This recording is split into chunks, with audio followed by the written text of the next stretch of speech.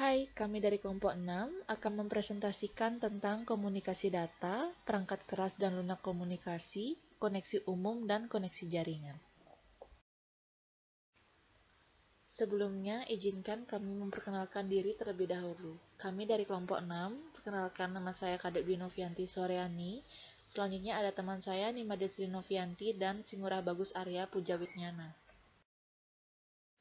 Untuk pembahasan yang pertama, di sini saya akan menjelaskan tentang komunikasi data berbasis komputer. Seperti yang kita ketahui, komunikasi data adalah suatu pergerakan data dan informasi yang dikodekan dari satu titik ke titik lain melalui peralatan listrik atau elektromagnetik, kabel serat optik, ataupun sinyal gelombang mikro. Adapun istilah lain yang sering digunakan seperti teleprocessing, telekomunikasi, telekom, dan datacom. Untuk pembahasan selanjutnya, di sini saya akan menjelaskan tentang perangkat keras lunak komunikasi, di mana bagian-bagiannya itu terdiri dari yang pertama, terminal keyboard, yang kedua, telepon tombol, yang ketiga, terminal titik penjualan atau yang disebut dengan point of sale, yang keempat, ada terminal pengumpulan data, dan terakhir ada terminal khusus. Untuk materi selanjutnya, di sini saya akan menjelaskan tentang perangkat keras komunikasi lainnya, di mana yang terdiri dari yang pertama, cluster control unit, di mana hubungan antara terminal yang dikendalikannya dengan peralatan dan saluran presentation. Yang kedua, ada modem, di mana modem ini dirancang untuk beroperasi pada kecepatan tertentu yang dimulai dari 300 hingga 9600 bit per detik dan seterusnya. Kecepatan modem ini menentukan suatu kecepatan pada transmisi data. Selanjutnya ada multiplexer, yaitu suatu alat yang memungkinkan pengiriman dan penerimaan beberapa pesan secara serentak. Selanjutnya ada saluran, di mana pada saluran tersebut terdapat local loop.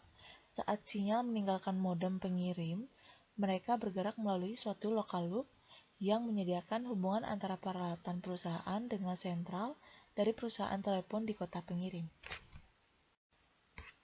Selanjutnya ada inter-exchange channel, yaitu di mana satu pesan mencapai sentral perusahaan telepon, dibuat keputusan mengenai rute mana yang akan dilalui oleh pesan. Selanjutnya ada kabel serat optik, yaitu sinyal gelombang mikro, adalah suatu gelombang elektromagnetik yang sangat pendek yang ditransmisikan secara lurus. Selanjutnya ada front-end processor, yaitu di mana menangani lalu lintas komunikasi data yang masuk dan keluar bagi host komputer. Dan yang terakhir itu adalah host, di mana host mengerjakan suatu pemrosesan data untuk suatu jaringan. Perangkat lunak komunikasi data. Yang pertama itu ada perangkat lunak dalam host. Pada umumnya, TCM memungkinkan host untuk yang pertama menempatkan pesan dalam suatu urutan tertentu berdasarkan prioritasnya, yang kedua melaksanakan fungsi keamanan, yang ketiga menghubungkan jaringan datacom dengan sistem manajemen database, yang keempat menangani gangguan-gangguan kecil dalam pemrosesan. Selanjutnya dilanjutkan dengan perangkat lunak dalam front-end processor.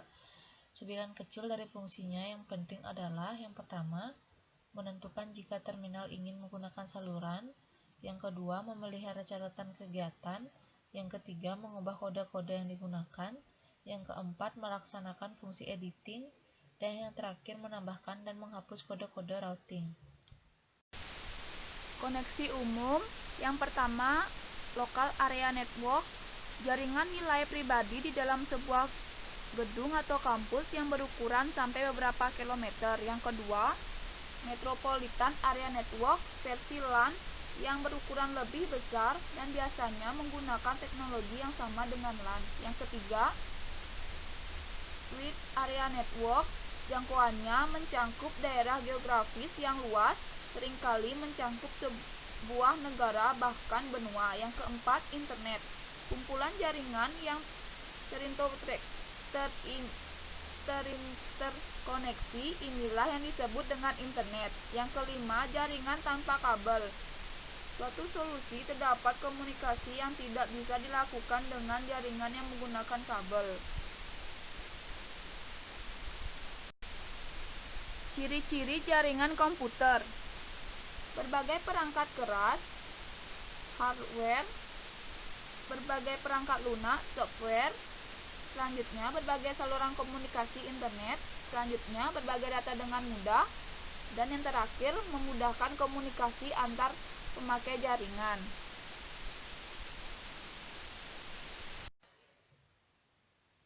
Komunikasi jaringan. Komunikasi dalam jaringan adalah cara berkomunikasi di mana penyampaian dan penerimaan pesan dilakukan dengan cara atau melalui jaringan internet. Yang pertama ada komunikasi daring sinkron atau serempak. Komunikasi menggunakan komputer sebagai media yang terjadi secara serempak, waktu nyata atau real time. Yang kedua ada daring asinkron atau tak serempak. Komunikasi menggunakan perangkat komputer dan dilakukan secara tunda.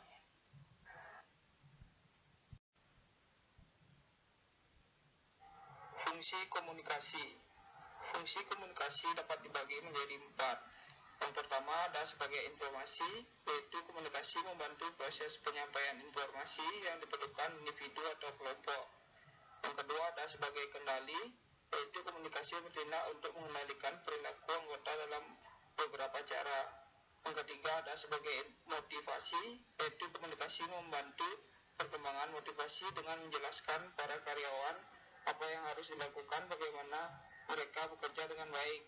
Yang terakhir ada pengungkap emosional, yaitu komunikasi menyiarkan ungkapan emosional dari perasaan dan sebagai alat untuk memenuhi kebutuhan sosial. Komponen-komponen pendukung. Komponen-komponen pendukung dapat dibagi menjadi 3. Yang pertama ada komponen perangkat keras atau hardware seperti komputer, headset, mikrofon, serta perangkat pendukung koneksi internet.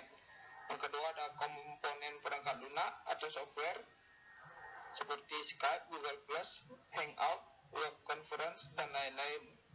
Yang terakhir ada komponen perangkat nalar atau akal atau planeware, yaitu penggunaan serta pengaturan perangkat lunak dan perangkat keras untuk melaksanakan komunikasi daring.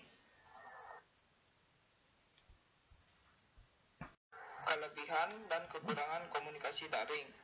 Kelebihannya yaitu efisiensi waktu, efisiensi biaya, bisa dilakukan di mana saja, bisa dikerjakan kapan saja, memperdalam ilmu TIK, meningkatkan intensitas berkomunikasi, dan meningkatkan partisipasi.